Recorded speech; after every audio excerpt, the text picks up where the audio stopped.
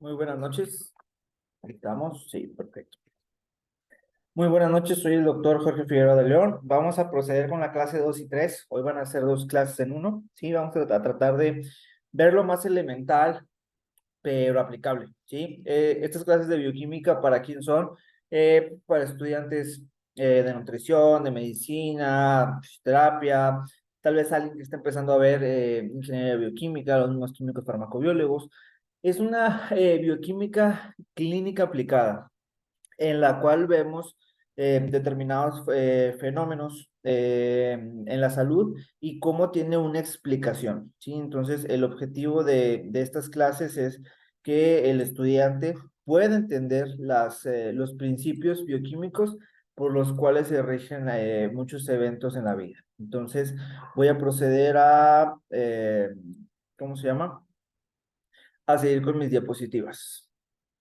Si usted tiene alguna duda en particular, gustaría comentarme algo, me puede encontrar bueno, esas son mis redes sociales, mi número de WhatsApp, 844-294-2335, ahí me puede localizar. ¿Sí? Entonces, muy bien. Ya no más que se cargue y vamos a dar por comenzado la clase.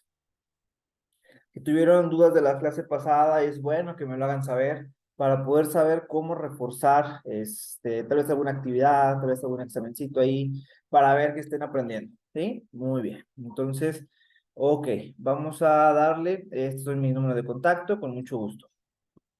Entonces, ya vamos a hablar un poquito sobre los hidratos de carbono. Los hidratos de carbono es una macromolécula. Macro viene de grande. Entonces, en la bioquímica se estudian, hablando de lo más básico, pues las tres macromoléculas esenciales, ¿no? Que es carbohidratos, lípidos y proteínas. Dentro de cada ruta existen vías anabólicas y catabólicas, que son vías de liberación de energía y otras que consumen energía. Entonces, ¿por qué es importante saberlo? Porque son preguntas típicas de examen sobre, por ejemplo, sustratos de cada vía, sobre en dónde se realiza cada vía, sobre la diferencia entre una vía y otra. Te puede preguntar sobre algún tipo de enzima, la función que son, todo eso. Entonces, me interesa más que sea lo más aplicable posible. ¿Sí? Yo creo que la bioquímica es inmensa, pero si la sabemos canalizar es mucho más fácil de digerir.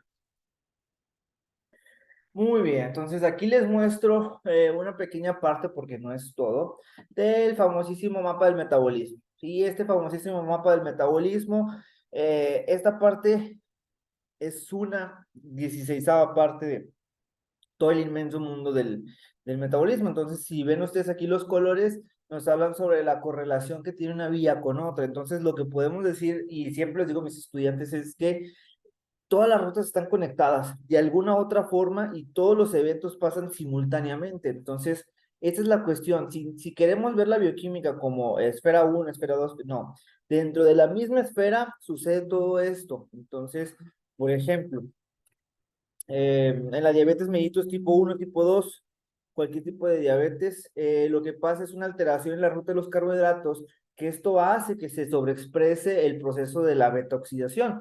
Y el proceso de la beta-oxidación da como remanentes o como algunas partículas de metabolitos tóxicos, los cuerpos cetónicos, que estos condicionan la dichosa cetoacidosis diabética. Entonces, lo que vemos que pueden haber situaciones en las cuales condicionen alguna de estas rutas y las demás rutas se van a activar, ¿sí? Entonces, ¿de qué depende que una ruta se active más que otra? Pues de determinados contextos, ¿sí? Por ejemplo, la escasez de insulina no haría posible todas las rutas anabólicas de la glucosa y por lo tanto se tendrían que activar las rutas catabólicas tanto de los lípidos como de las proteínas, perdón, ¿sí? Entonces, volvemos, o sea, queremos aprender todo este mapa es muy difícil, por no decir imposible. Eh, Tal vez alguien con una memoria fotográfica sí, pero a la hora de preguntar el objetivo, la importancia del estudiante o cómo lo vas a llevar esto al mundo laboral, a un concepto clínico, pues por lo general siempre el alumno no sabe ni qué responder. Muy bien. Entonces, ¿qué estamos viendo aquí? Una de las primeras rutas metabólicas, la glucólisis. Glucólisis, hay que, como yo siempre digo, descompongamos las palabras. Gluco de glucosa, lisis de destrucción. Entonces, estamos hablando de una ruta catabólica. Y al ser una ruta catabólica, es una ruta que libera energía, ¿sí? Entonces, punto número uno, ruta que libera energía, ¿sí? Entonces, esa es la primera parte. Pregunta típica de examen. ¿En dónde se realiza la glucólisis? La glucólisis es una ruta metabólica que sucede en el citosol, ¿sí? Es bien importante que sepas esto. ¿Por qué? Porque es un típico distractor, ¿sí? Las demás rutas se dan en la mayoría de las casos de las mitocondrias. Entonces, es bien importante que para tu examen tengas este concepto. ¿Qué rutas son citosólicas y qué rutas metabólicas son en la mitocondria? ¿Sí? Entonces, ¿qué es lo que sabemos? Que la glucosa, mediante una exoquinasa significa que se le va a agregar un grupo fosfato, ¿sí? Mediante la utilización de energía de ATP, ADP, existe una liberación, ¿sí? Ese fosfato se va a liberar para poder hacer un cambio acá, ¿sí? Que es importante conocer que existen entre molécula A y B, cofactores, ¿sí? Al no existir cofactores es bien importante. ¿Por qué? Porque sin los cofactores no se darían todas las reacciones. Entonces, ¿qué cofactores son los más importantes en la bioquímica? Magnesio, la vitamina, el hierro mismo, la vitamina B12, la B3, la B2, o sea, gran parte mm, bueno, de los microelementos, todo esto, las vitaminas, todo esto, intervienen. Y esta es la importancia de conocerlo, porque una dieta que carezca de algún oligoelemento podrían repercutir principalmente en esta vía, ¿sí? E inclusive esto podría también, el exceso de, por ejemplo, el picolinato de cromo.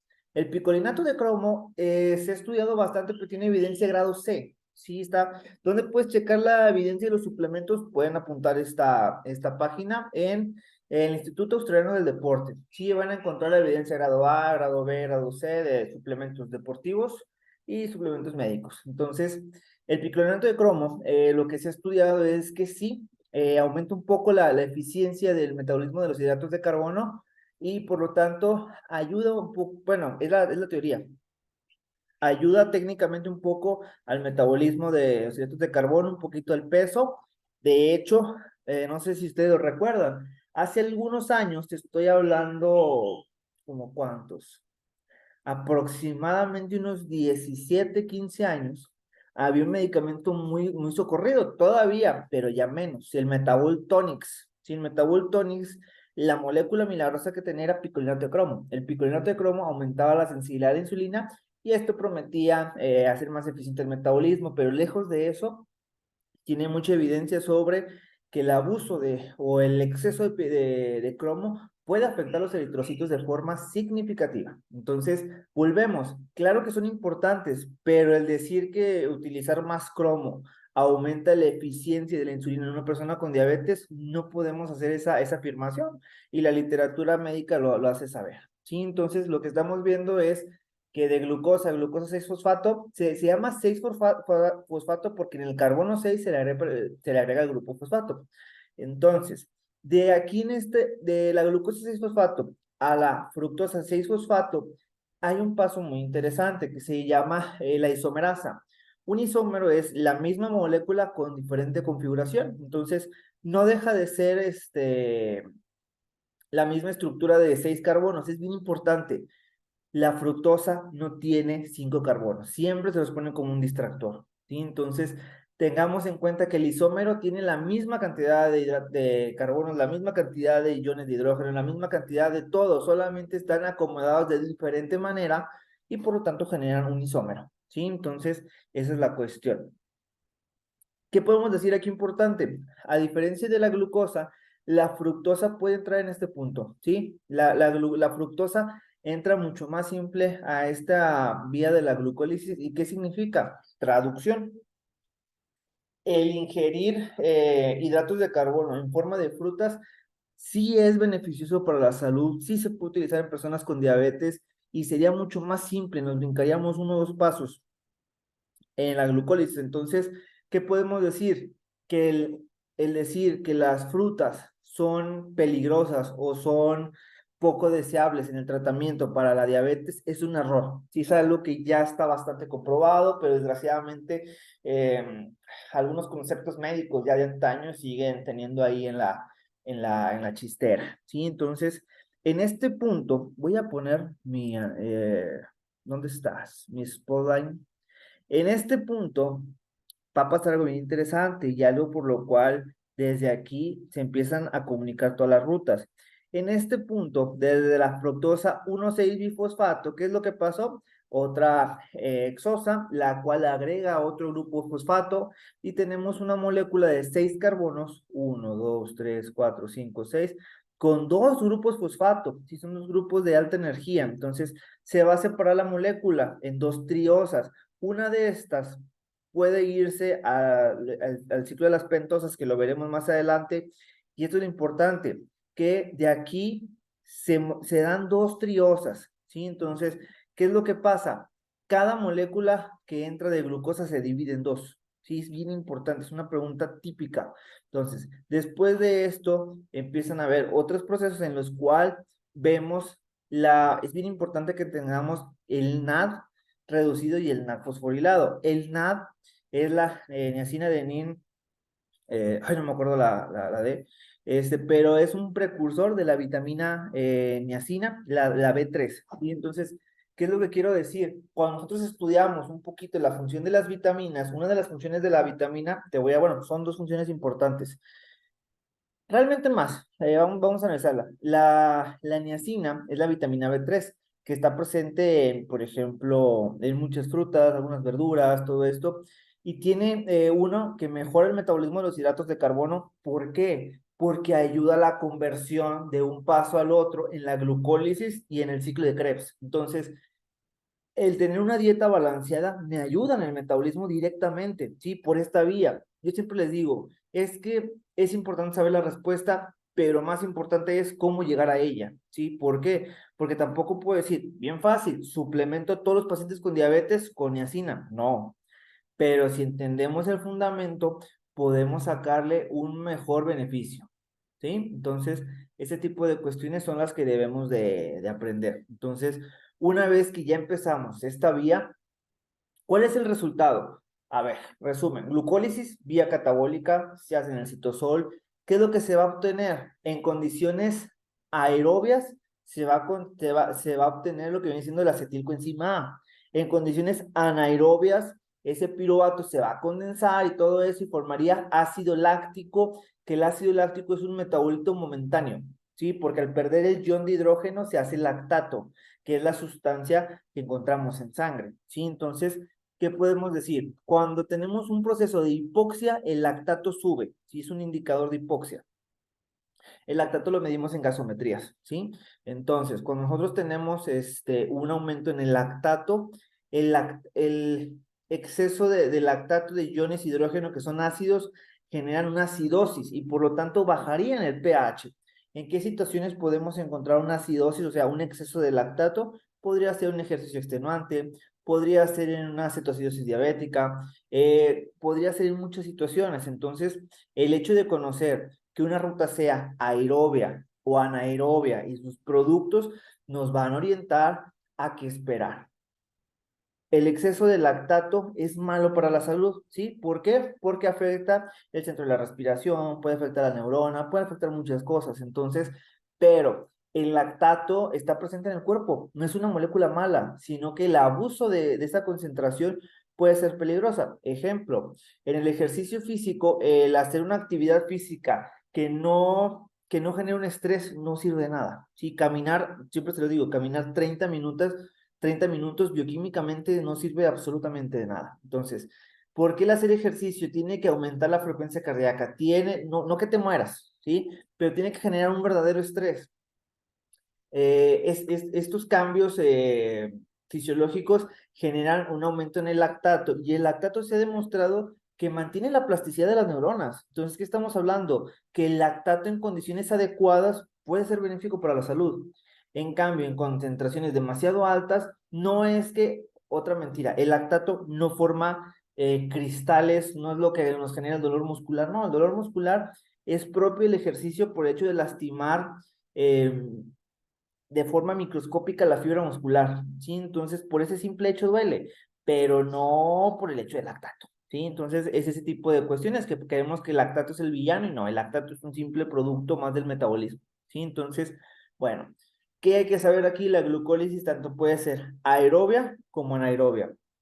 En condiciones aeróbicas se va a formar el acetilcoenzima A, que el acetilcoenzima A es la llave en la cual vamos a poder entrar al ciclo de Krebs por una descarboxilación y que el cofactor de descarboxilación es la vitamina B1. Sí, bien interesante cómo las vitaminas tienen mucho que ver en esta de la bioquímica. Entonces, ejemplos.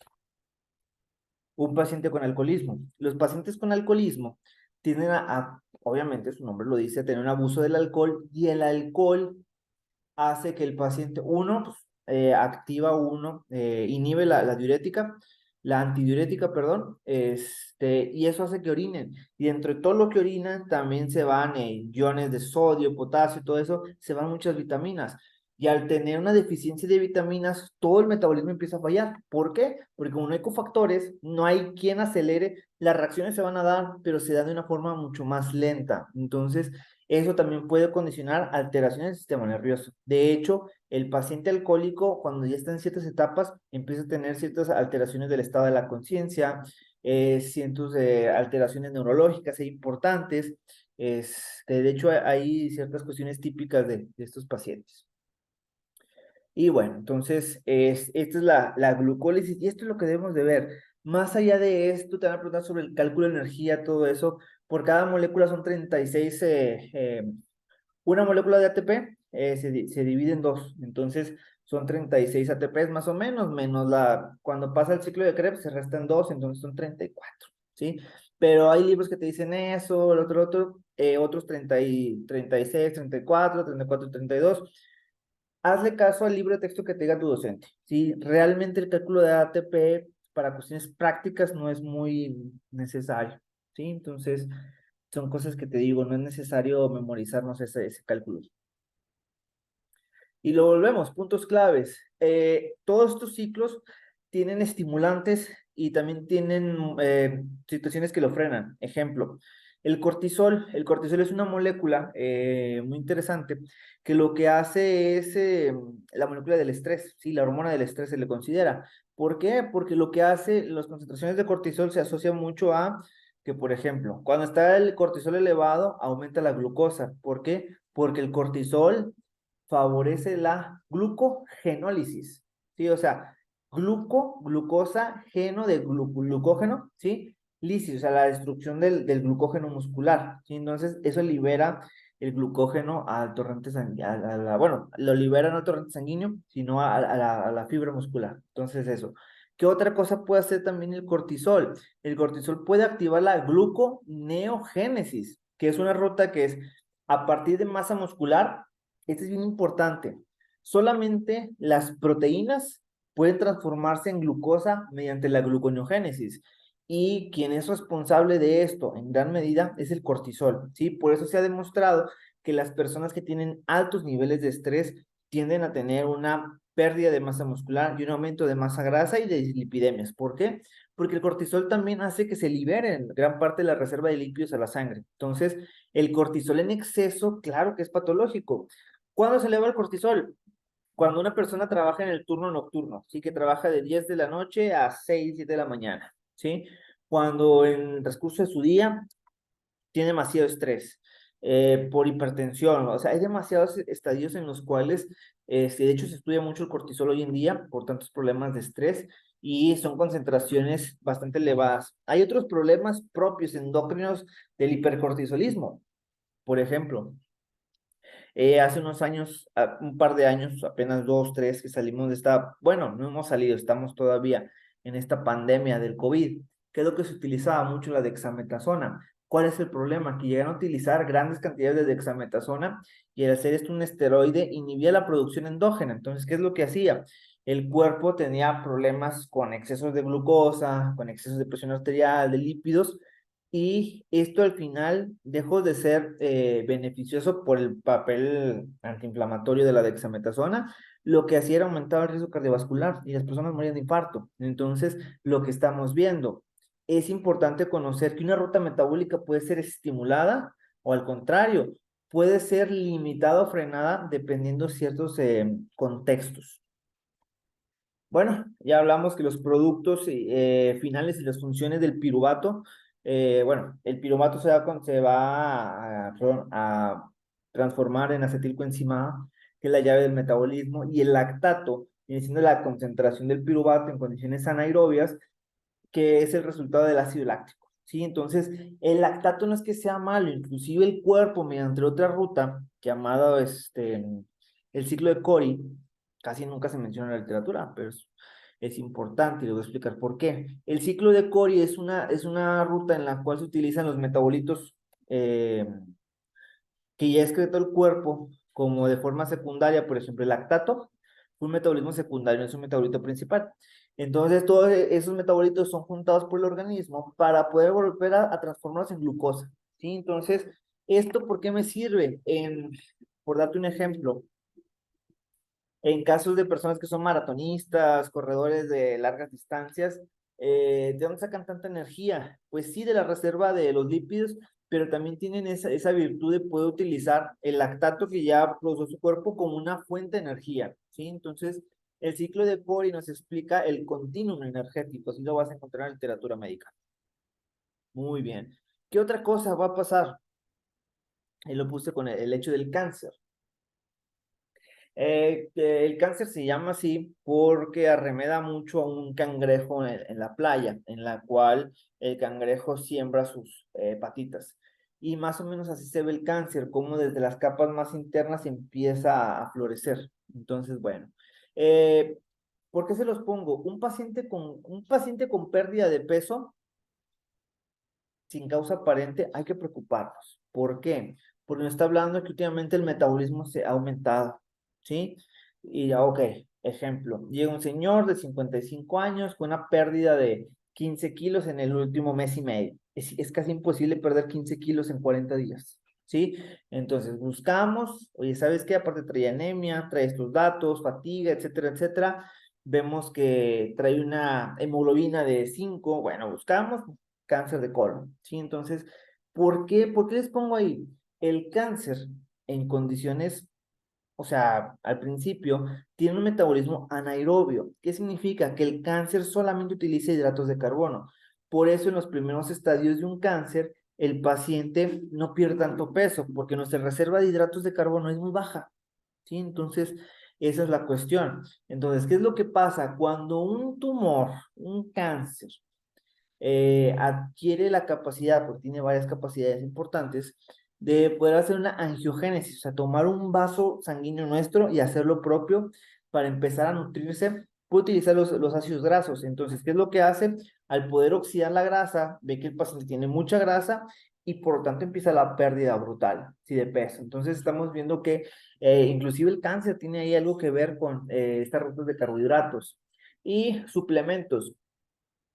Suplementos hay miles y van a salir cada vez más, pero yo siempre les digo, al final es la evidencia científica. Es muy difícil que de un año para otro salga un suplemento con evidencia grado A. Por lo general son suplementos que ya se vienen estudiando, ya se vienen refiriendo a algo y que no salen de la noche a la mañana. Sí, o sea, es como la creatina, tiene años, la proteína sobre leche también, la betalanina, la cafeína, tienen demasiados años ya en el mercado y que la literatura es inmensa en ellos dos. Entonces, el picolenato de cromo lo único que hace es aumentar un poco la sensibilidad a la insulina, pero existen muchos casos reportados de toxicidad hepática, ¿sí? Principalmente. Entonces, son los puntos claves que usted tiene que recordar para poder dominar la glucólisis, ¿sí? Bueno, este otro, ¿cómo se llama? Ciclo bioquímico, el cual tiene su propia canción. Si son hispanohablantes, existen canciones rap del ciclo de Krebs. Yo siempre les digo a mi estudiante que tiene prohibido, prohibidísimo, estudiar bioquímica con este tipo de canciones. Lo repruebo, ¿sí? Ay, perdón, te están pasando por la basura, discúlpeme. ¿Por qué? Porque ese tipo de estrategia solamente promueve la memorización. más no el razonamiento lógico de la materia. Entonces, esto es lo que yo les digo, ¿de qué me sirve que sepas que el citrato se condensa y se forma cisaconitato y toda la canción, ¿sí? Si no entiendes qué es el citrato, qué pasa con la conitasa, qué es un alfa-Z-glutarato, ¿sí? ¿En qué interviene? Entonces, esta parte ya se utiliza en la mitocondria. Punto número uno, ciclo de Krebs es en la mitocondria. ¿Cuál es se llama el ciclo común de la bioquímica? El de Krebs. ¿Por qué? Porque aquí caen algunos aminoácidos, algunos ácidos grasos. Aquí todo converge. Entonces, eso es muy importante. ¿Sí? Entonces, mediante el piruvato, existe una descarboxilación que tiene que ver aquí la vitamina B1, se da este producto, la acetilcoenzima A. La acetilcoenzima A se le va a quitar la coenzima A y se va a formar lo que diciendo el citrato, ¿sí? Más una molécula de agua. Entonces, ese citrato va a empezar a entrar a ciertos cambios metabólicos en los cuales estos cambios metabólicos que nos van a producir, de aquí se obtienen varias moléculas importantes. El NAD, el FAD y el GTP. Estos se van a utilizar, transportar a la cadena respiratoria y en base a ello se va a poder producir energía. Aquí no se produce energía, ¿sí? Solamente damos, ¿cómo se llama? Equivalentes metabólicos. Entonces, lo que estamos viendo aquí es que a partir de aquí, la producción de malato y fumarato se puede utilizar en otras vías. Entonces, ¿qué te quiero decir? Cada sustrato que existe tiene una importancia bioquímica en alguna otra ruta. ¿Cuál es? Infinidad. Por ejemplo, si mal no recuerdo, el aumento de succinato o succinilcoenzima A se asocia mucho en pacientes con cáncer, ¿sí? Se ve un aumento en ellos, pero tampoco te estoy diciendo que nosotros en la clínica busquemos el succinato, ¿sí? No es algo propio, pero es algo que está descrito en la literatura, ¿sí? Ay, perdón, mi gatito está... Saludos. Diles hola, vámonos. Muy bien, entonces, si vemos la bioquímica de esta forma es mucho más fácil, ¿sí? Queremos ir paso por paso, lejos de ser beneficioso para el estudiante, no tiene tal vez para algo de investigación posiblemente sí, pero a la hora práctica no, ¿sí? El objetivo del curso no es eso. Bueno, puntos claves. ¿Qué es lo que pasaría? Por ejemplo, en pacientes alcohólicos, el ciclo de Krebs disminuye mucho la eficiencia. Acuérdate, el consumo crónico de alcohol genera solamente calorías vacías y una disminución en las vitaminas hidrosolubles principalmente. ¿Sí? Entonces, bueno, el complejo B interviene en muchas reacciones. Por ejemplo, la B1 tiene que ver con la descarboxilación del piruvato, la acetilcoenzima A. La B2, B3 forma el FAD y el NAD. La B5 tiene que ver con la desaminación de las proteínas y así te vas yendo, ¿sí? Entonces, la B9 tiene que ver con un punto del ADN, ¿sí? Una metilación del ADN. Entonces, ¿qué te quiero decir? Que al final todo lo que consumimos interviene de formas directas o indirectas en una ruta metabólica. Efectivamente somos lo que comemos. Que ahora había comentado clases anteriores esa frase, que es cliché, pero pues, ¿qué se le puede hacer? Entonces, muy bien. Sí. Ah, el hecho, otra cosa, complejo B. ¿Cuándo suplementarlo? ¿Cuándo no? Esta es la respuesta. En condiciones normales, una persona completamente sana no debería o no tiene la necesidad de, permítame un momento.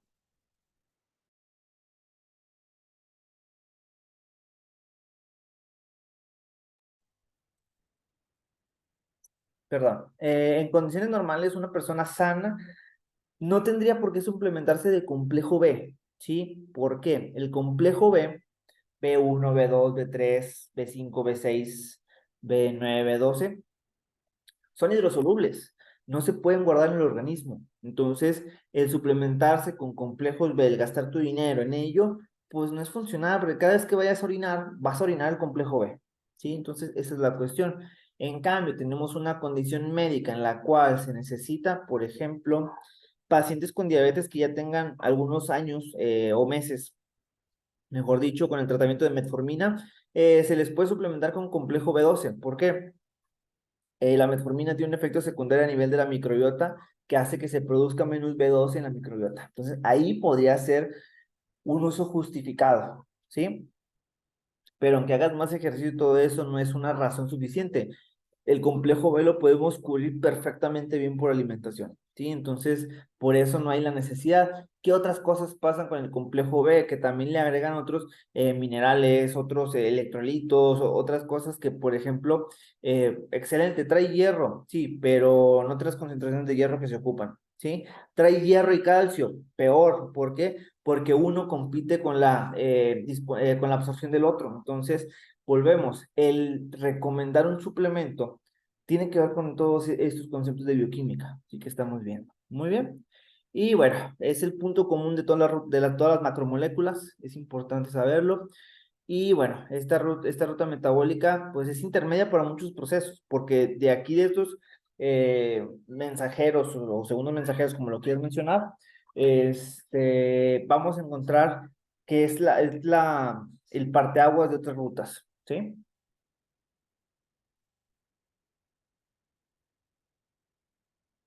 Muy bien. Y pues al final, la fosforilación oxidativa.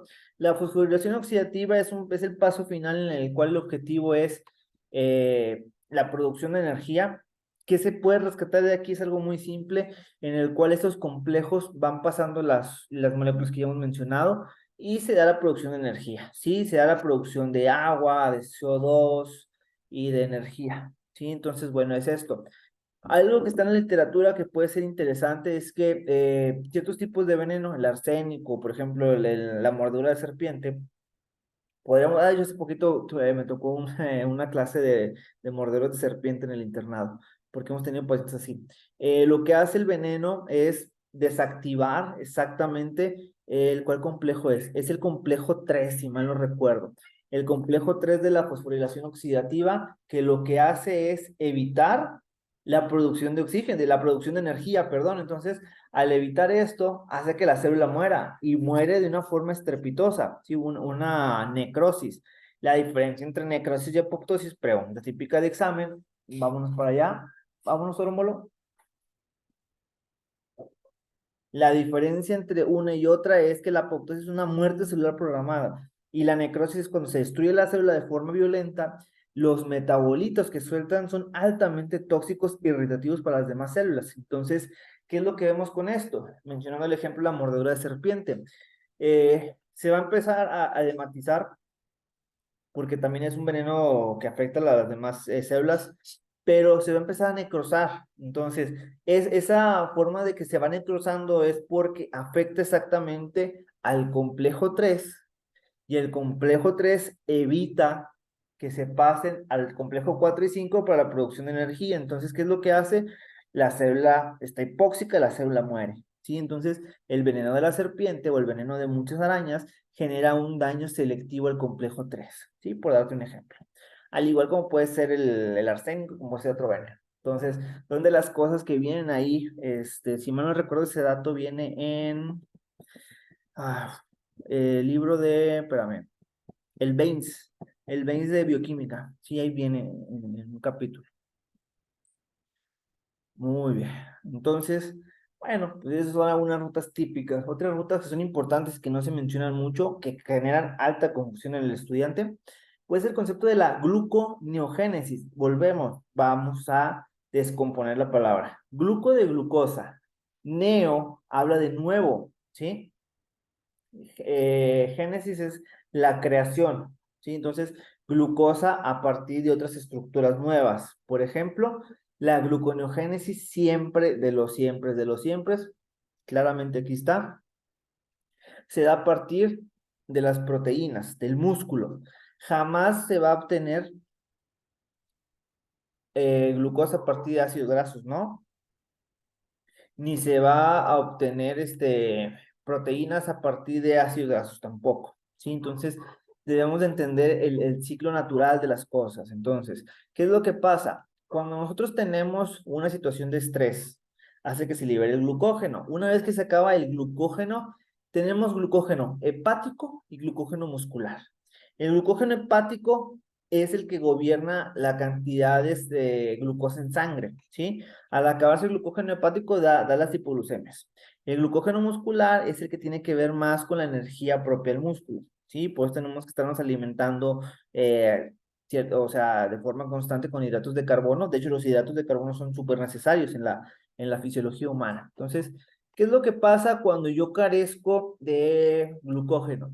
El cuerpo va a utilizar, va a haber un aumento en el cortisol, ¿sí? Y en el glucagón, que son hormonas catabólicas. Este aumento de estas hormonas va a generar que la proteína se genera una desaminación. Esa desaminación va a hacer que se generen ciertos productos que van a viajar a torrente sanguíneo, el lactato es uno de ellos, pueden utilizar aminoácidos glucogénicos como ¿cómo se llama? La alanina, por ejemplo, el ciclo beta-alanina, y esa concentración de aminoácidos y de lactato pueden viajar al torrente sanguíneo y llegar al hígado y a partir de ahí producir glucosa.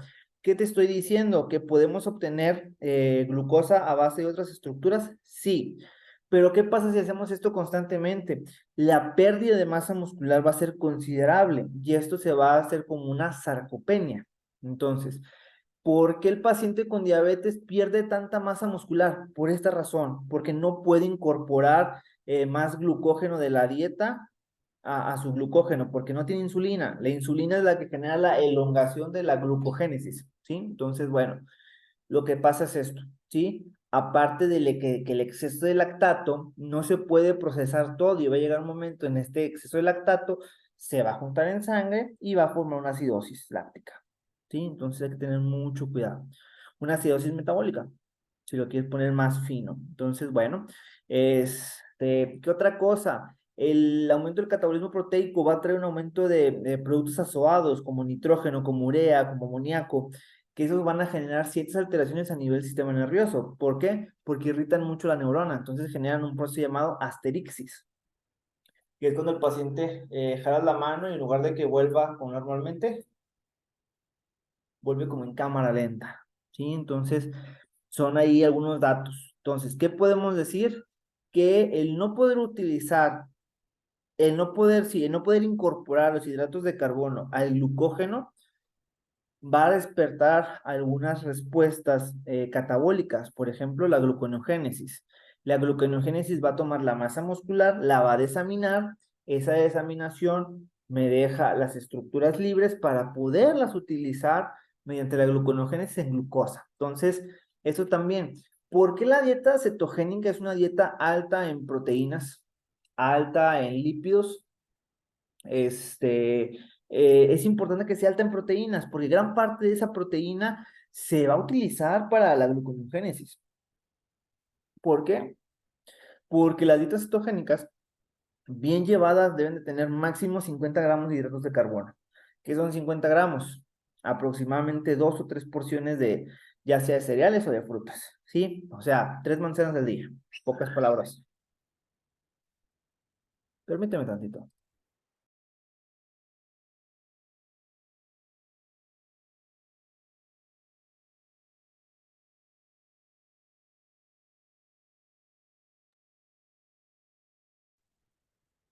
Muy bien.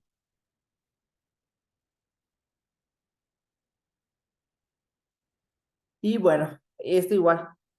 Nos habla un poquito sobre la cantidad que tenemos de glucógeno hepático, que es más pequeño, por eso la frecuencia con la que se dan las hipoglucemias, ¿sí? Entonces, por eso tenemos que estar comiendo cada cierto tiempo, podríamos decirlo así.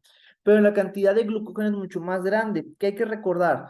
¿Por qué se asocia que la dieta keto es la dieta más efectiva para la pérdida de grasa? Porque cuando disminuimos considerablemente el glucógeno, hay que recordar que estos 250 o 300 gramos de glucógeno por cada gramo de glucógeno puedes jalar hasta 4 a 6 moléculas de agua. Entonces, si lo multiplicamos por 4 es 1 kilo, ¿sí? Entonces, por eso vemos al principio que en poco tiempo la pérdida de glucógeno resulta ser algo impresionante, ¿sí? Pero ya cuando sacamos por bioquímica decimos, oye, es un simple cambio de líquidos y cuando el paciente vuelve a hidratarse y a comer hidratos de carbono, no va a volver a aumentar ese peso. ¿Sí? Entonces, acá, ¿qué es lo que tenemos? Tenemos cómo es el comportamiento por ejemplo, de la gluconeogénesis conforme el día, ¿sí? Entonces, cuando nosotros no nos alimentamos, la gluconeogénesis aumenta, ¿sí? Pero cuando nosotros nos alimentamos, nos damos cuenta que también se va manteniendo. La glucogenólisis se da por demandas energéticas. Ejemplo, si yo me quiero levantar a dar una vuelta aquí a la cuadra de mi casa, voy a necesitar más energía y por lo tanto, si yo he comido en las últimas horas, mi cuerpo puede degradar el glucógeno, ¿sí? Se llama glucogenólisis. Si yo me mantengo desde ahorita hasta mañana a las 8 sin recibir alimento, mi cuerpo ya gastó el glucógeno y por lo tanto utilizaría la gluconeogénesis, utilizaría mi masa muscular para poder sobrevivir, ¿sí? Esa es la importancia de conocer esto, ¿sí? Es algo súper básico que debemos de conocer, ¿sí? Muy bien, nada más permítanme. Permítanme un momento.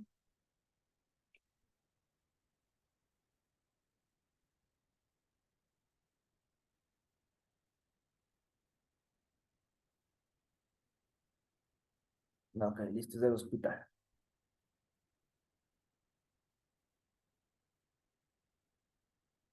Permítame, es del hospital, sí, no me tardo. Están preguntando más de un expediente.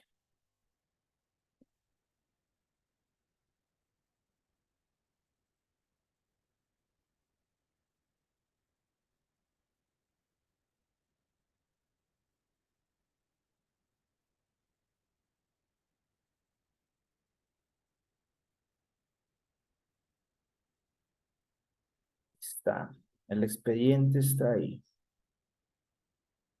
Muy bien. Perfecto, prosigamos. Entonces estábamos en ya. Sí, de conocer la importancia del contexto de las cosas, ¿no?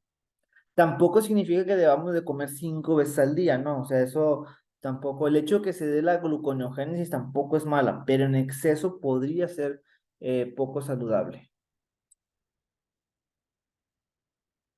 Muy bien, entonces, esto si tú lo quieres ver más específicamente, bueno, pues aquí tenemos la conversión de la glucogénesis. Entonces, lo que hacemos es, cuando nosotros comemos hidratos de carbono, mediante el proceso de la digestión, que por la milasa salival, la milasa pancreática, todo eso, se va a descomponer la molécula del hidrato de carbono, algo más simple como la glucosa y eso por mediante las microvellosidades del intestino permiten el paso de, ¿cómo se llama? De unidades de glucosa, ¿sí? Entonces, una vez que se da esto mediante la molécula mágica de la insulina, permite poder añadir, ¿sí?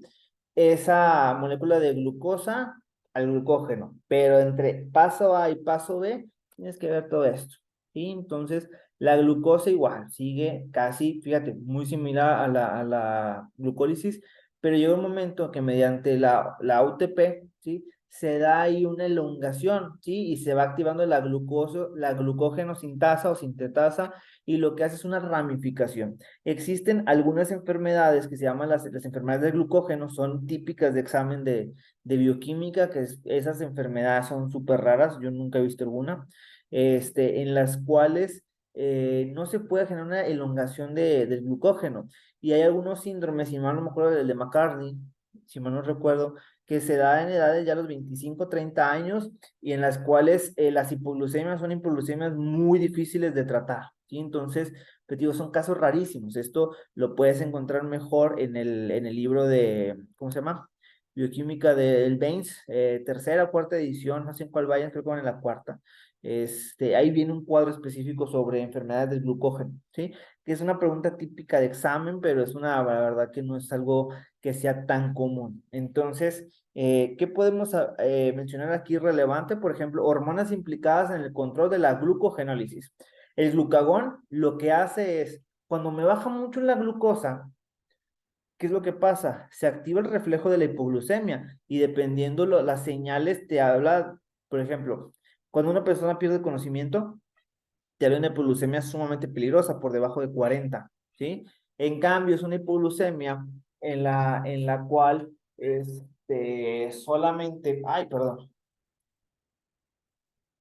es una hipoglucemia en la cual solamente hay cefalea, hay un poquito de malestar general, o sea, más que todo a nivel, mira, aquí está. ¿sí? Pues nos habla de una hipoglucemia grado uno, ¿sí? Grado uno, grado 2, grado 3. La grado 3 ya peligra la vida, ¿sí? Entonces, vamos a sacar a mi gatito.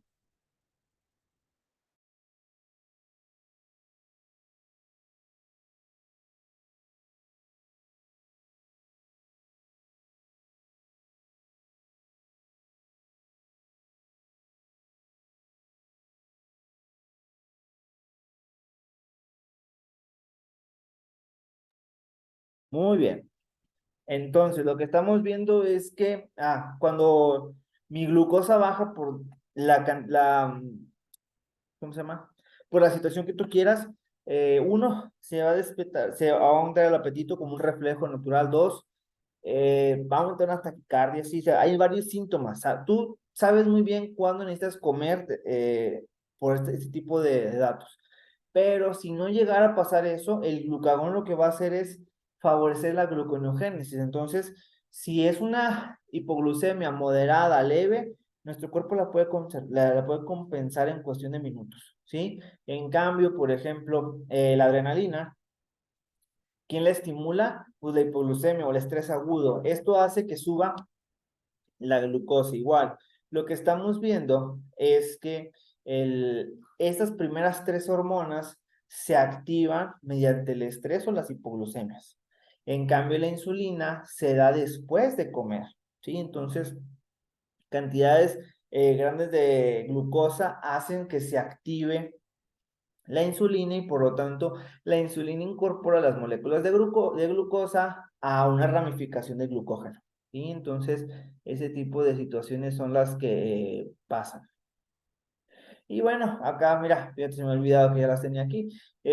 Algunas enfermedades del glucógeno, ¿sí? La más común que se menciona y un poquito más compatible con la vida es el síndrome de McCartney, ¿sí? Entonces, también está la enfermedad de Cori, Pompe, todas estas, pero la verdad son muy difíciles y por lo general se diagnostican más el genetista o el internista, muy, muy internista. Entonces, son raras estas enfermedades. Solamente tienes que saber que hay una incapacidad para hacer actividad física, acidosis bastante marcada y que por más que le des hidratos de carbono no mejora, ¿sí? Entonces, eso nos podría orientar a un poquito a ese tipo de enfermedades. A mí hasta el momento no me ha tocado una. Entonces, esta imagen, ¿por qué se las pongo? Porque esta imagen se sacan muchas cosas del proceso de digestión de las tres macromoléculas. Por ejemplo, porque es importante, ¿en dónde comienza la digestión? No en la boca, como muchos autores dicen, sino ya a nivel del sistema nervioso central, en el cual ya estás pensando en que vas a comer, se genera un aumento en la salivación, en los jugos gástricos, todo eso. Entonces, inclusive, las papilas se siente ahí, las glándulas salivales se siente el aumento. ¿Qué es lo que pasa en la boca? Existe en la boca principalmente la amilasa o la tialina salival, la cual sirve muy débilmente con los hidratos de carbono. Entonces, ¿por qué te hago este comentario? Porque hay algunos medicamentos o suplementos, como lo quieras mencionar, tengo entendido que es más suplemento, en el cual son inhibidores de carbohidratos. Lo único que hacen es inhibir la milasa salival para que no se absorba de forma completa o parcial los hidratos de carbono y así poder ahorrar un poco las calorías. Este principio también es el que funciona en la ingestión de vinagre. Sí, hay muchos artículos, lo vamos a ver más adelante, en la cual se piensa que el consumir, no me acuerdo, son 5 miligramos de vinagre al día, pueden mejorar la respuesta glucémica en los pacientes. Y lejos de ser verdad, lo único que pasa es que afecta la milasa, pero puede generar serios problemas a nivel del esófago y el estómago, sí, generando úlceras. Entonces, a pesar de que pueda tener ese resultado, no nos confiamos. Sí, es bastante peligroso el poder decir que la suplementación con vinagre, todo eso va a ser algo beneficioso y no tiene nada que ver, ¿sí? Entonces, bueno, es eso. Entonces, aquí en la boca está la cuestión de la masticación, de la milasa, si hay lipasa salival, pero es muy débil, pasa por el esófago, acá en el estómago, está tanto el pH del jugo gástrico que nos ayuda a descomponer gran parte del alimento. Existen muchas enzimas, por ejemplo, la pepsina, ¿qué otra cosa? También se da la CCK en otro nivel. Entonces aquí lo que se hace es se empieza a digerir gran parte de los alimentos. Y cuando ya pasan a la porción que están viendo aquí ustedes, en el comienzo del duodeno, en la segunda porción, se secreta el jugo pancreático. El jugo pancreático es muy importante nutricionalmente. ¿Por qué? Porque tiene amilasa y lipasa. ¿Sí? ¿Por qué les digo esto? Porque hay un medicamento que está autorizado por la FDA como, si mal no recuerdo, uno de los primeros en demostrar seguridad de la FDA, lo que viene siendo los inhibidores de la lipasa pancreática, o mejor conocido en el mercado como el Orlistat, no sé qué otros nombres pueda tener en sus países, que esos inhibidores de la lipasa pancreática lo que hacen es bloquear el medicamento se consume en cada tiempo de comida, este, y lo que hacen es bloquean la enzima y por lo tanto la absorción de grasas no se va a dar. Y hay que recordar que la absorción de grasas equivale a 9 kilocalorías por gramo. Entonces, gran parte de la dieta no se va a poder absorber. Entonces, eso que genera episodios de diarrea. Es una diarrea explosiva, lo mencionan los efectos secundarios. Entonces, lo que va a pasar es que el paciente va a tener una alteración es un mecanismo malabsortivo en el cual el paciente va a empezar a sufrir consecuencias de desnutrición, ¿sí? Entonces, ese tipo de situaciones son las que debemos de evitar, ¿sí? Entonces, para tenerlo muy en cuenta, ¿sí? Porque es algo que te van a preguntar qué me tomo, qué me recomiendas para acelerar el metabolismo y realmente no hay un santo grial, ¿sí? Entonces, bueno, este, que es importante conocer que aquí en el estómago también existe algo llamado factor intrínseco. El factor intrínseco es muy importante porque nos ayuda a la absorción de la vitamina B12. ¿Por qué menciono esto? Porque existe un procedimiento quirúrgico, por ejemplo, yo tengo una especialidad en bariatría en la cual la manga gástrica hace un recorte entre el 70 y el 70% del estómago, solamente dejo una manga, tal cual, y esa parte que se quita hace a la paciente propensa a anemias. ¿Por qué? Porque ya no puede absorber la vitamina B12. Entonces, ¿qué te quiero decir? Yo tengo un paciente con antecedentes de bariatría, lo voy a suplementar con B12, pues no se la voy a dar vía oral. ¿Sí? ¿Por qué? Porque no lo va a poder absorber. Así de fácil. Entonces yo voy a buscar otra vía, la vía intramuscular, para poder surtirlos. Aparte de que la vitamina B12 tarda muchos años en hacer deficiencia. Los libros dicen que hasta 7 años. Entonces la deficiencia por B12 es muy rara que exista en nuestro ambiente. ¿Sí? Muy bien. ¿Qué otra cosa? Pues bueno, sería lo más esencial, ¿sí? Existen algunos problemas, por ejemplo, aquí de la vesícula, ¿sí? En la cual vemos que el paciente si refiere malestar, dolor, vómitos, ictericia, podemos pensar que es algo a nivel de la vesícula o a nivel del páncreas, ¿sí? Alguna piedra que esté obstruyendo ahí algún conducto en particular. Entonces, este tipo de cuestiones son bastante comunes en la clínica, es la cirugía más practicada, la colecistectomía. ¿Sí? Entonces, es importante que nosotros conozcamos esos detalles. ¿Por qué? Porque las mujeres son candidatas idóneas a esto. De hecho, en la literatura médica existe algo, las 4 Fs de la sí, de la ay, problemas de vesícula, perdón, ahorita ando algo cansado. En el cual es female, 40, fat, fertility, mujeres de 40 años con obesidad y con hijos, ¿sí? Aunque no es exclusiva de mujeres, se da también mucho en hombres, ¿sí? Entonces, este tipo de problemas puede complicarse una pancreatitis o una colangitis, que son también unas complicaciones bastante bravas, ¿sí? Bueno, de aquí ya rescatamos. Lo que está platicando. ¿Qué pasa? Aunque exista, claro, fíjate, la guía de ESPE o la revista de ESPE, te menciona el artículo, todo eso, es importante leerlo bien. ¿Por qué? Porque lo que estamos viendo es que funciona de una forma, pues, bastante interesante, ¿no? En la cual afecta la amilasa, por lo tanto, la digestión de los carbohidratos es incompleta y al no poder pasar las microbiolosidades, esta glucosa como entra, sale, pero al llegar al intestino grueso genera una fermentación, o sea, genera bastante meteorismo, bastantes gases. y esto va a ser muy incómodo para el paciente. Entonces, el mecanismo por el cual se propone que puede presentar beneficios en la glucosa es solamente una alteración en la absorción de hidratos de carbono. ¿Sí? Entonces, no podemos decir que ese mecanismo pueda ser bueno para algún paciente. Entonces, ese tipo de situaciones, si la conocemos, vamos a poder saber qué recomendar, ¿sí? Entonces, permítame tantito.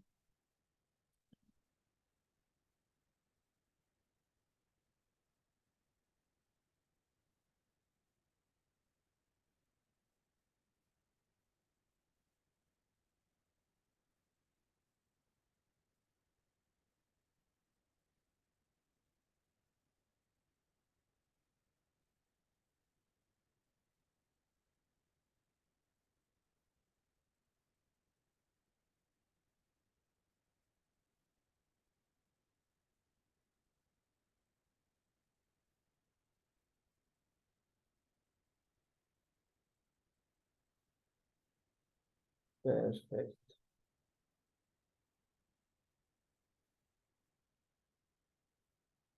Permíteme, no, herida.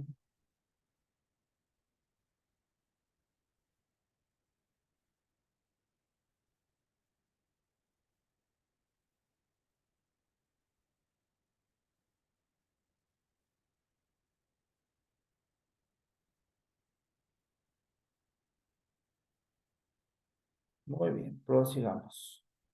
Eh,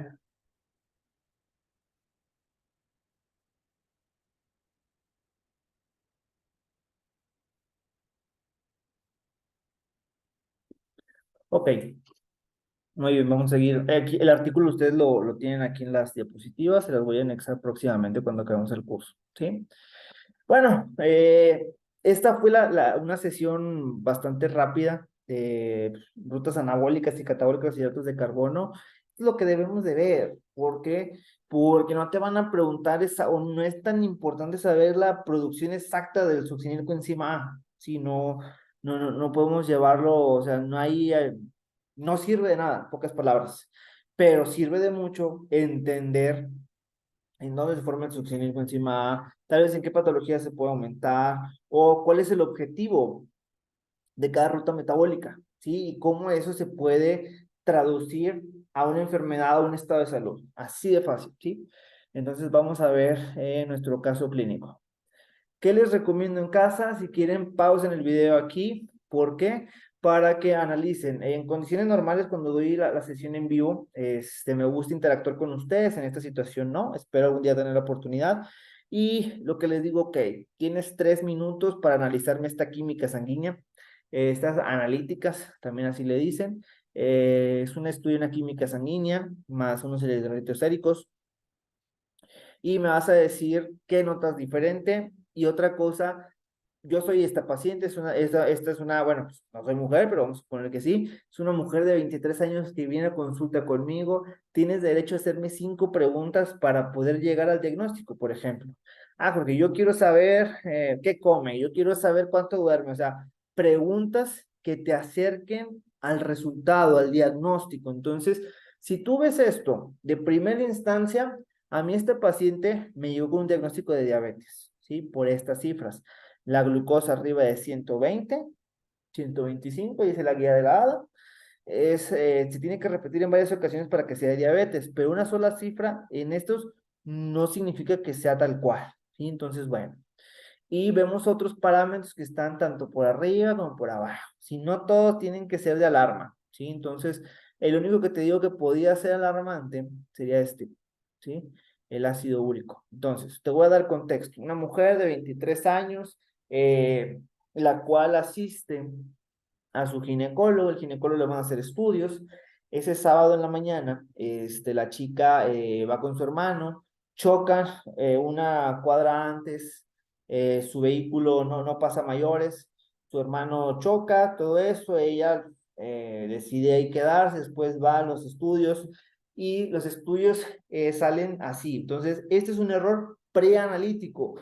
Los errores preanalíticos son todos los errores tanto de la toma de muestra del mismo paciente, las horas de ayuno, todo ese contexto que no tenemos, son hasta el 80% de los errores en las tomas, sí, en los laboratorios, en los estudios de laboratorio. Entonces, ¿qué es lo que vemos? En el choque, toda la cantidad de estrés aumentó tanto el cortisol, la adrenalina, todo eso, y generó un estado en el cual se disparó la gluconeogénesis y la glucosa de la paciente subió, porque esto es un sistema llamado de lucha-huida. ¿Sí? Entonces, este tipo de sistemas hace que estemos en un estado de estrés constante por un corto tiempo, para poder sobrevivir a una adversidad, ¿sí? Entonces, eso es lo que trata.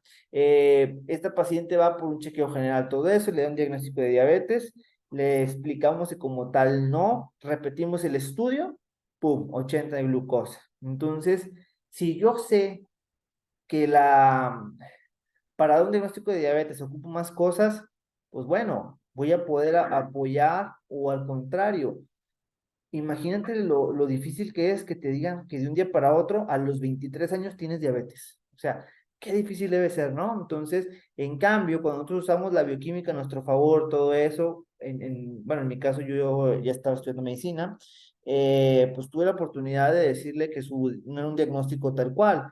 En tu caso lo puedes referir al médico, ¿sí? ¿Por qué? O le puedes decir que se repite otra vez el estudio. Entonces, esa fue la situación. Esta mujer no tiene ninguna enfermedad, solamente había un dato interesante. Su madre había fallecido en diciembre por COVID. Ella tenía una depresión impresionante, entonces en esa depresión traía un alcoholismo, ¿sí? No así tan grave, pero sí está consumiendo mucho alcohol. Y el consumo de alcohol es lo que genera un aumento en el ácido úrico, ¿sí? El ácido úrico en mujeres siempre está controlado, siempre y cuando la mujer esté menstruando, porque el estrógeno es un factor cardioprotector por sí mismo y también es un factor protector contra el ácido úrico. No es normal encontrar hiperuricemias en mujeres, sí, no es lo normal. Cuando lo encontramos, habrá que buscar una causa distinta a la alimentación. Y otra pregunta, ¿qué eleva el ácido úrico? Pues efectivamente sí, las carnes, carne roja, embutidos, salchichas, jamón, todo eso, alcohol, principalmente el alcohol, pero tienes que saber un dato importante y que no quiero que se malinterprete. Solamente el 10% de la ingesta alimentaria en total, entre todo, repercute en las concentraciones de ácido úrico. ¿Qué te quiero decir? Que de ese 5,9, solamente el 10% es por su alimentación, ¿sí? Pero existen algunas personas que tienen alteraciones en el metabolismo que hacen que se produzca en mayor cantidad, ¿sí? Entonces, el hecho de quitar este tipo de alimentos no es garantía que el ácido úrico va a disminuir, ¿sí? Entonces, es algo bastante importante que el hecho de decir, bueno, pues quito todos los alimentos que tengan purinas, pues no es tan fácil, ¿sí? Entonces, hay algunos medicamentos que se han correlacionado con el aumento del ácido úrico, por ejemplo, la aspirina, ¿sí? Es algo muy común. Por ejemplo, unos diuréticos, ¿sí? Por ejemplo, consumo de alcohol. Entonces, este tipo de situaciones, aparte que el aumento del ácido úrico puede condicionar, bueno, una cosa principalmente, cuando está arriba de 9, forma sí o sí algo llamado la enfermedad de la gota, ¿sí? Una artritis gotosa en la cual por lo general los libros la describen como el dedo gordo del pie o la primer metacarpofalángica, en la cual hay una zona bastante hinchada, bastante dematizada, un eritema significativo, arde horrible el pie, el paciente no puede ni caminar y ya después se le va a quitar. Si es una enfermedad que va y viene, pero puede presentarse en manos también, o sea, no es exclusivo de pies, puede ser en rodillas, todo eso, pero la presentación más común es en pies, por el hecho como son más distales, la temperatura es 1 grado menor y eso favorece la precipitación de cristales de ácido úrico, ¿sí? Entonces, bueno, eso es importante saberlo, ¿va? Y bueno, de eso que sería ahí de recomendarle entender que la glucosa alta es por el factor estrés y el ácido úrico está poquito arriba, pero por el consumo de alcohol. Si el consumo de alcohol hace que no se pueda excretar el ácido úrico, ¿sí? Entonces, Eso es lo importante que usted debe de conocer. Entonces, si nosotros estamos adquiriendo nuevas herramientas, ¿qué es lo que ahora sabemos? Que, por ejemplo, el ácido úrico elevado en mujeres no es normal y hay que buscar otra, ¿cómo se llama? Permítame, ok, ¿todo bien? Sí, todo bien. Muy bien. Entonces, ya nos da una mejor idea de cómo llevar la bioquímica. Y estos son pacientes míos, ¿sí? Entonces, ¿tienes alguna duda de bioquímica aplicada a medicina? Envíame tu caso, ¿sí? Y vamos a resolverlo en la siguiente clase. De hecho, si ustedes gustan, tienen algunos casos, mándenoslos, ¿sí? Y podemos agregarlos las diapositivas para poder, o sea, darte una mejor clase, ¿sí? Entonces, con mucho gusto que esté dentro de mis capacidades, siendo honesto. ¿Sí? Bueno, entonces vamos a hablar de otro caso clínico. ¿Sí? Tenemos un hombre de 29 años de edad que asiste a consulta. Su motivo, él desea mejorar su estilo de vida porque el médico así lo indicó. Él es un ingeniero, pero trabaja en el tercer turno, ¿sí? ¿Por qué? Porque en el tercer turno pues, le va mucho mejor económicamente. Entonces, bueno, lleva una vida sumamente sedentaria. Él está entre 9 a 10 horas al día, pues, o sea, en su trabajo, entre su trabajo, viendo películas, todo eso, bueno. Entonces, durante los últimos 2 meses decidió cambiar su alimentación por sí solo, ¿sí? Entonces, esa es la típica persona que decide por voluntad propia quitarse todos los alimentos y solamente dejar frutas, verduras y carne. ¿Sí? Entonces, ese es un típico paciente de consulta. Entonces, cuando yo hago una historia clínica, ¿qué tengo que hacer? Aparte de mis datos bioquímicos, tengo que tener un contexto de esta persona, saber todo lo que hay detrás de ella. Por ejemplo, su madre tiene diabetes tipo 2, el papá tiene hipertensión, enfermedades crónico-degenerativas, antecedentes personales no patológicos, nos habla de su forma de vivir, ¿sí? Sus hábitos. Entonces, consume tabaco, consume alcohol, tiene una alimentación de mala calidad y cantidad, ¿sí? Entonces, bueno, desde hace 4 o 5 años le diagnosticaron resistencia a la insulina, o sea, prediabetes, ¿sí? Llegó un médico, le vio el signo de acantosis nírica, le mandó a hacer estudio y salió en 105 de glucosa, pero nunca quiso cuidarse. Entonces, bueno, después de 5 años, bueno, él durante 2 meses decide hacer cambios en su salud, ¿sí? Entonces decide inscribirse al gimnasio, contratar entrenadores personales, todo esto, suplementos, bueno, entonces, ¿qué es lo que pasa? Esta persona se toma una scoop de proteína, una scoop es la porción genérica de la proteína suero de leche, con 3 huevos, con chorizo. Chorizo, si ustedes no saben qué es, son fuera de México, es un embutido el cual trae demasiada grasa. Sí, es muy rico, te voy a admitirlo, pero sí tiene más grasa que proteínas. De hecho, es prácticamente pura grasa, se saca del puerco, ¿sí? Y queso Gouda, ¿sí? Este paciente le dio una dieta keto, pero la dieta keto que le dijeron era come mucha grasa y proteínas, ¿sí? Entonces, es la dieta más efectiva para bajar de peso. Entonces, eso fue lo que él decidió llevar. Entonces, una tableta de hidroxycut hardcore, que es un suplemento, es un quemador de grasa, y según el gimnasio. A la hora de la comida, come 300 gramos de carne con verduras y una taza de arroz. En la tarde, una colación de proteína, una scoop de proteína, y en la noche, una pechuga de pollo con brócoli sin sal. Y nosotros analizamos, voy a analizarlo por ustedes, ¿sí? A lo mejor no todos son nutriólogos, pero lo que estamos viendo es una dieta alta, hiperproteica, pero con mucha grasa. Y otra cosa, el problema con este tipo de suplementos es que hay que analizar la etiqueta, porque pueden traer ciertos compuestos como pseudoefedrina o algunos otros eh, compuestos que tengan que ver mucho con alteraciones cardiovasculares, ¿sí? Entonces, lejos de ser una cosa es que él baje de peso por la restricción abrupta de calorías, y gran parte de esas calorías son de grasa saturada. La grasa saturada se ha demostrado durante muchos años que tiene una repercusión negativa a la arteria y por lo tanto promueve los infartos. ¿Sí? Entonces, no podemos decir que el hecho de privarnos de los alimentos va a disminuir la probabilidad de un infarto, al contrario, podría aumentarlo. ¿Sí? Entonces, por eso la importancia de que usted vea que lo que un alimento tiene puede beneficiar o puede afectar la salud de su paciente. ¿Sí? Bueno, con su alimentación anterior bajó alrededor de 6 kilos en 2 meses, bastante aceptable.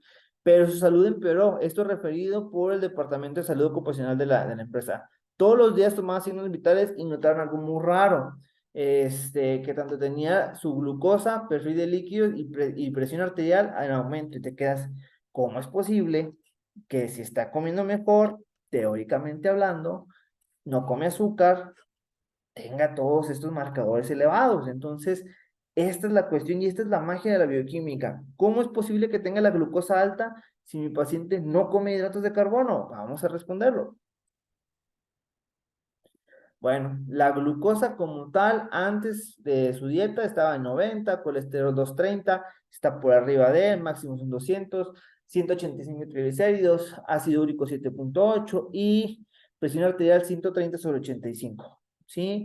2 meses después, 118, 350 colesterol, 350 de triglicéridos, ácido úrico de 7,5, presión arterial en normas de hipertensión arterial. ¿Por qué pasa esto? Uno, la restricción abrupta de calorías genera un aumento en el cortisol. El cortisol elevado genera que la masa muscular se degrade y por lo tanto esa masa muscular es un sustrato idóneo para la gluconeogénesis. Entonces ya encontramos ahí por qué subió la glucosa.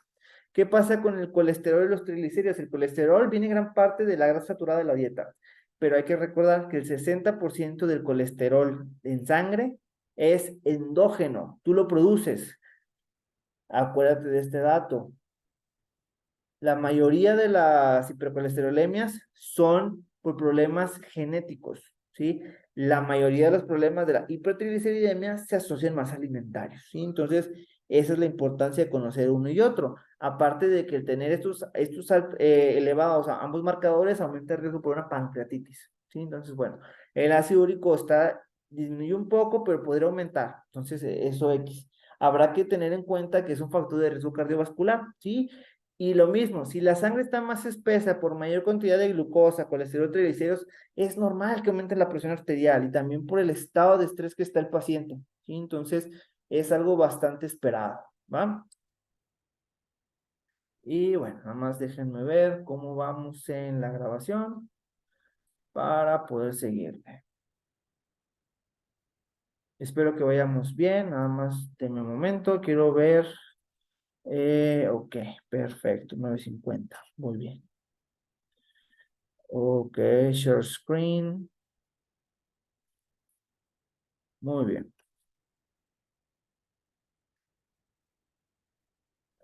Perfecto. Entonces, ¿por qué pasa esto? ¿Sí? ¿Cuál es la explicación lógica? Esta persona tuvo un cambio drástico de alimentación. Esos cambios drásticos hacen que el cuerpo, uno, aumente la cantidad de estrés.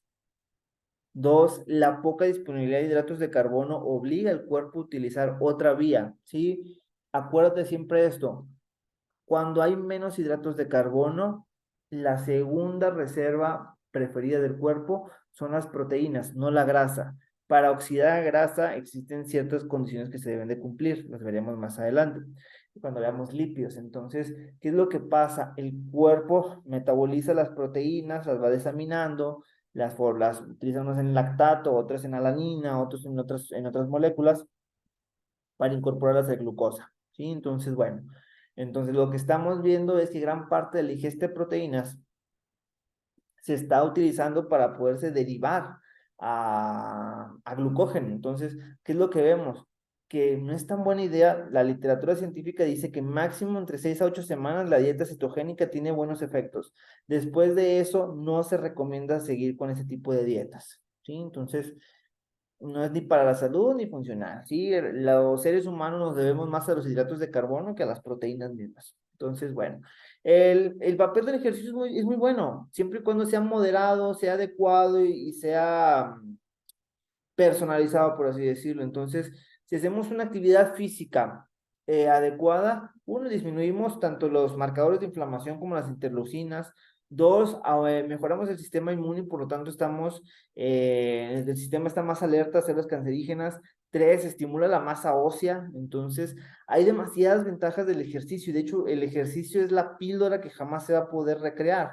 ¿Por qué? Porque es muy difícil tener todos esos beneficios. Entonces, para que sean esos beneficios, el cuerpo tiene forzosamente que sobrepasar la frecuencia cardíaca basal, la temperatura basal, tiene que pasar sus niveles basales para poder obtener beneficios. Entonces, lo que estamos viendo es que este sujeto, al hacer cambios tan abruptos, ¿sí? Tanto en calorías, tanto en entrenamiento como suplementación, genera un aumento en el cortisol. Y esto lejos de, a lo mejor, perdió 6 kilos, pero volvemos. El problema de las personas es, sí, la obesidad, pero también es cómo estamos por dentro.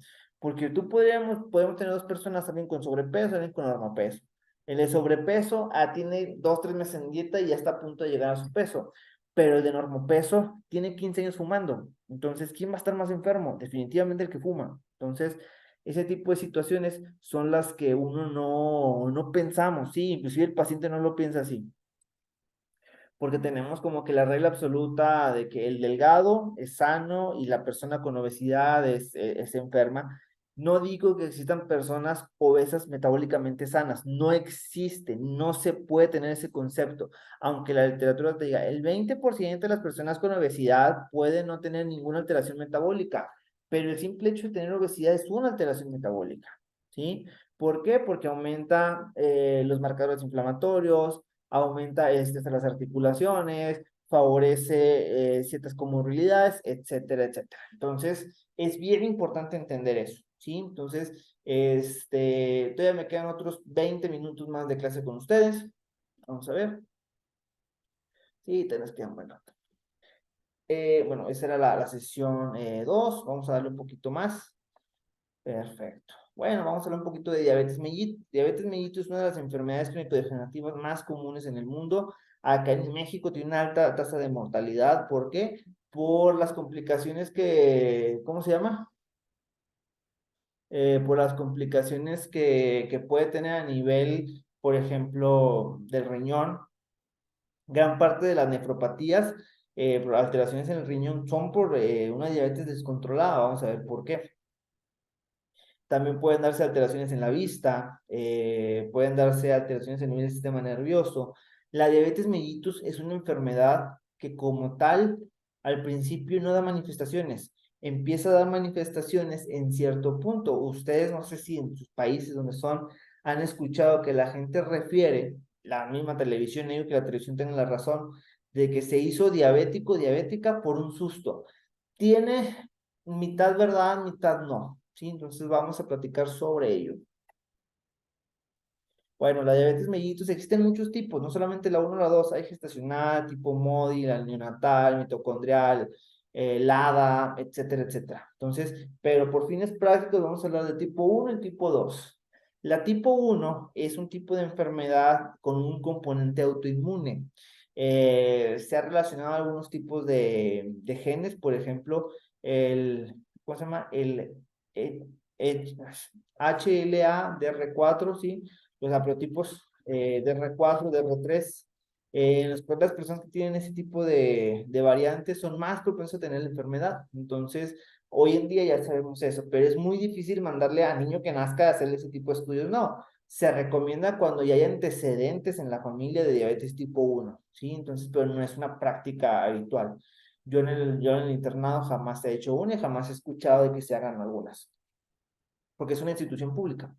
Bueno, entonces, ¿qué es lo que sabemos? Este tipo de situaciones de enfermedad, diabetes tipo 1 es el cuerpo reacciona. Se puede decir, todavía no sabemos bien por qué, pero se ha asociado que algún tipo de infección, algún virus, algo así, podría hacer que el cuerpo reaccionara contra las células betas, que son las productoras de insulina. Entonces, el cuerpo destruye las células de insulina. ¿Cuál es una pregunta importante? ¿En qué punto empiezan las manifestaciones? El niño se da más en adolescentes y niños, aunque puede darse en adultos, no es lo habitual, pero es más en niños. Entonces, hasta la pérdida del 80% de la masa pancreática beta, el paciente va a empezar a tener datos de hiperglucemia. ¿Qué significa? Que si hoy un niño donde me estés viendo, hoy un niño debuta con diabetes, o sea, su cuerpo ya empezó ahorita, ya empezó a atacar a su páncreas, no va a dar síntomas hasta que no pierda el 80%, no sabemos cuántas semanas o meses pueden ser eso, ¿sí? Pero bueno, hasta la pérdida del 80%, las cifras de glucosa se van a empezar a disparar y lo que encontramos son adolescentes, niños con pérdida de peso, con un estado de deshidratación, un estado de la conciencia alterado, vemos varias variantes de ese tipo. Entonces, lo que estamos viendo es que debes de saber que el tratamiento aquí forzosamente es insulina. No le puedes dar otra cosa porque no funciona, ¿sí? Su cuerpo no tiene cómo procesar otro tipo de medicamentos, ¿sí? Entonces, este tipo de enfermedades, si no se trata de forma adecuada, tienen alta mortalidad a los 20 años, ¿sí? De edad, o sea, a los 10 años que se diagnostican, si no se tratan bien, pueden tener muchas complicaciones. Y la diabetes tipo 2 que se ha relacionado más con el estilo de vida, ¿sí? Con el sedentarismo, con el tabaquismo, con el alcoholismo, todo eso, con la misma genética podría ser, pero no está tan esclarecido el mecanismo de la genética. Pero sabemos que lo que aquí parte es una falla parcial de la cantidad de insulina, puede ser una, o del funcionamiento de la misma. ¿Qué significa? Que puede tener insulina, pero el receptor no está funcionando, la hormona no está funcionando bien, y lo que genera es una resistencia a la insulina. Y la resistencia a la insulina se va a manifestar por acantosis nigricans. Entonces, si ya tenemos estos dos conceptos, sabemos qué tratamiento es para uno y qué tratamiento es para otro, ¿sí?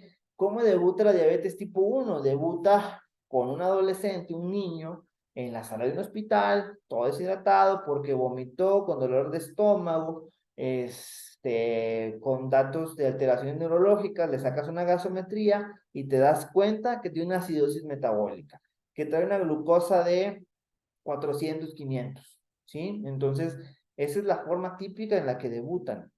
Siempre debutan de formas feas, muy estrepitosas. La diabetes tipo 2, ¿cómo debuta? Es el 25 de diciembre, en la madrugada, ya se repartieron los regalos, están peleando la herencia, los hijos, llega el hijo que jamás está, pero piensa que tiene derecho de todo el mundo, se pelea la madre con obesidad, hipertensión y diabetes de hace muchos años, pero que no sabe, se estresa y ese mismo estrés genera un aumento en el cortisol y por lo tanto la glucosa se dispara, se la llevan a la señora al hospital y trae una glucosa de 400, 500. ¿Qué es lo que te quiero decir? Que esta paciente ya tenía 150, 160 de glucosa posiblemente, pero el cuerpo tiene ciertos puntos de umbrales en los cuales te da síntomas particulares de la enfermedad, aunque puede haber que hasta el 25% de ellos no presenten ningún dato, ¿sí? Entonces, es eso, lo conocido de las 4 P's de la diabetes: polidipsia, que es bastante sed; polifagia, el comer mucho; polidipsia, polifagia, poliuria y pérdida de peso. Entonces son las 4 P's de la diabetes, pregunta típica de bioquímica, ¿sí? Entonces, ¿qué es lo que pasa con ella? Es el susto, el coraje no hizo que le diera diabetes, pero sí el susto, el coraje hizo que aumentara las concentraciones de cortisol, el cortisol elevado aumenta la glucosa y por lo tanto se manifiestan los puntos críticos de la glucosa. Una glucosa de 180 en adelante se empieza a filtrar en orina. Conclusión: te llega un paciente que tiene antecedentes de que trae unas infecciones urinarias, arde al orinar muy seguido, cada 2, 3 semanas. Le haces un examen de orina y sale glucosuria. En ese momento te avienta que forzosamente trae una glucosa arriba de 180, de 200. Y eso no te digo que vamos a diagnosticar diabetes con un examen general de orina, pero te orienta hacia dónde debe ir el diagnóstico, ¿sí? Entonces, esas son las cosas que ustedes deben de conocer, pues, para poder llevarlas a la práctica. ¿Entendido? Bueno, entonces, ¿qué cosas importantes? Uno, pues la fecha del diagnóstico. Si yo tengo un paciente que lo diagnosticaron hoy con diabetes, pues no puedo pensar que hoy fue el diagnóstico. Hoy fue cuando se diagnosticó, pero realmente puede tener mucho más tiempo, ¿sí? Entonces, ese tipo de situaciones son las que debemos de considerar, ¿sí? Porque a los 10 años de la enfermedad ya empiezan a haber datos de insuficiencia renal crónica, ¿sí? Entonces, es por eso el conocer el tiempo de evolución. Otra cosa, no es lo mismo una persona con diabetes, hipertensión, ¿sí? Con diabetes, hipertensión, infartos. Entonces, mediante más comorbilidades tenga, más complicaciones, más delicado va a ser el caso, ¿sí? El tratamiento actual, pues, ¿qué le vas a dar? En dado caso, el médico lo hará, pues metformina, insulina, glibenclamida, las glipazonas, todo eso, pues ya el médico lo sabrá. El control glucémico es importante que la alimentación tenga un control de los hidratos de carbono y que esos hidratos de carbono tengan un aporte interesante de fibra para que sea una liberación prolongada, ¿sí? Entonces, no quiero quedar bien claro que el tratamiento no es quitarlos a los hidratos de carbono, no. El tratamiento es moderar y mejorar el consumo de los hidratos de carbono, ¿sí? Aparte de las demás macromoléculas, obviamente, ¿sí? Si el paciente tiene obesidad y tiene diabetes, pues le controlo el peso y le controlo, por lo tanto, también la diabetes, ¿sí? Es importante que conozcamos estas cositas ahí básicas.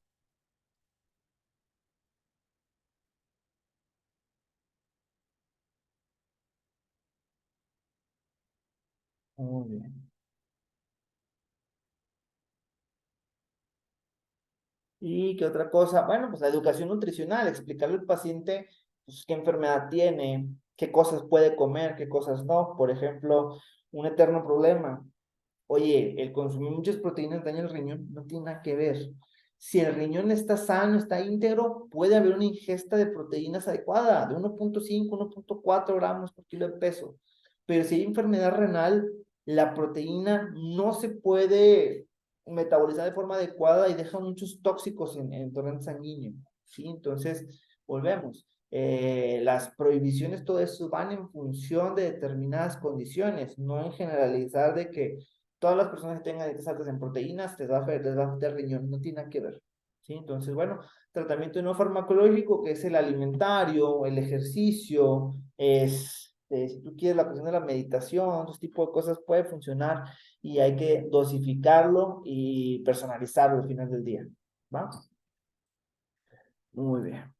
¿Y qué otra cosa? Al final hay que comprender que esta resistencia a la insulina pues tiene varios puntos en común. Por ejemplo, uno de ellos es que las personas con obesidad, al tener un gran tejido adiposo, lo que hace es que ese tejido adiposo no es inocuo, ¿sí? Ese tejido adiposo genera ciertos productos, aquí hay varios de ellos, los cuales son productos inflamatorios, en los cuales las interleucinas generan que el receptor GLUT se vaya cerrando por el proceso inflamatorio. Esa es una. ¿Qué otra cosa? Las personas con obesidad son más propensas a que un cáncer aparezca. Por ejemplo, la leptina es una molécula que sirve para dar saciedad a las personas, pero las personas con obesidad tienen hiperleptinemia y la hiperleptinemia condiciona a un mayor desarrollo de células y por lo tanto sería más propenso el cuerpo a tener problemas oncológicos. ¿Qué otra cosa? Por ejemplo, la presión arterial. La presión arterial aumenta tanto por el proceso inflamatorio como el angiotensinógeno. Entonces, ¿qué es lo que estamos viendo? Todo lo que están viendo ustedes a su alrededor nos explica una ruta por la cual la obesidad genera problemas de salud, ¿sí? Entonces, por el simple hecho de que una persona esté obesa, pero haga ejercicio, pero no tenga un déficit calórico entre dieta y ejercicio, no funciona de nada, ¿sí? El ejercicio medio maquilla los efectos, pero no podemos decir que mientras te mantengas activo, no. Si te mantienes activo con obesidad, no importa. La actividad física no va a solventar o amortiguar esa ingesta altamente calórica, ¿sí? Entonces es importante que conozcan eso. Y bueno, entonces, puntos claves, la presencia de acantosis nigricans nos hace pensar en más estudios. Por ejemplo, yo veo a un paciente en mi consultorio, me llega, me pide una consulta para el gimnasio, para aumentar su masa muscular, y yo le veo acantosis nigricans, yo me voy primero por lo clínico antes que por lo deportivo, ¿sí? Y el hablar de acantosis nigricans, yo sé que existe la posibilidad de pedir un estudio y que salga todo bien, o de que ese estudio salga mal. Entonces, ¿qué es lo que tengo que hacer? Es aprender a buscar. ¿Por qué? Porque esta persona, si yo le pido un estudio de sangre, pues va a ayunar más horas de las debidas, va a ponerse a hacer ejercicio esos días antes, entonces va a querer maquillar el resultado de sus malas decisiones.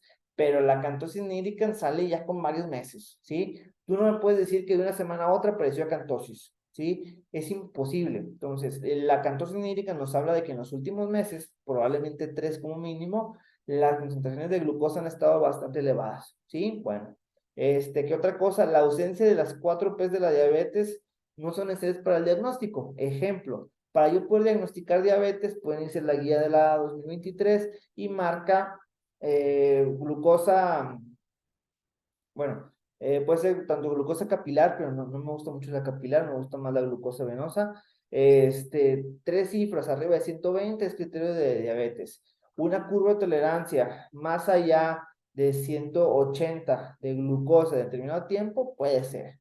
¿Qué otra cosa? Por ejemplo, una hemoglobina glucosilada arriba de 6.5 también es criterio de diabetes. Una glucosa al azar a cualquier hora mayor a 200 es criterio de diabetes, tipo 2. Entonces, lo que estamos viendo es que no todas las personas se van a comportar como dicen los libros.